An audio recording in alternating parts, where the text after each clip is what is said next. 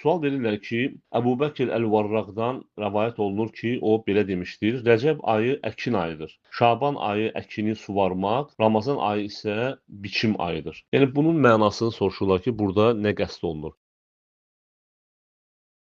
Sözsüz ki, burada yəni ibadətlər qəsd olunur, oruc qəsd olunur. İnsan artıq Ramazan yaxınlaşdıqca Ramazan ayını orucla, ibadətlə keçirməyi artıq qəlbində niyyət edir və əzm edir və bu da artıq nədir? Əkindir. Şaban ayı gəldikdə isə suvarmaq, yəni Şaban ayı bildiyimiz kimi Peyğəmbərimiz sallallahu əleyhi və səlləm çox hissəsini, hətta bir rəvayətdə hamısını orucla keçirərdi, oruc tutardı və bunun da hikmətlərindən budur ki, insan özünü Ramazan ayına hazırlaşdırır və həmçinin Şaban ayında əməllərin Allaha yüksəldiyi aydır və bu ayda oruc tutmaq sünnə, müstəhəbdir. Ramazan ayı isə biçim ayıdır. Yəni insan Şaban ayında artıq özünü oruca alışdırdığı üçün Ramazan ayında çox rahatlıqla, asanlıqla, gözəl şəkildə orucunu tamamlayır və bu da savabını götürür və bu da biçim ayıdır.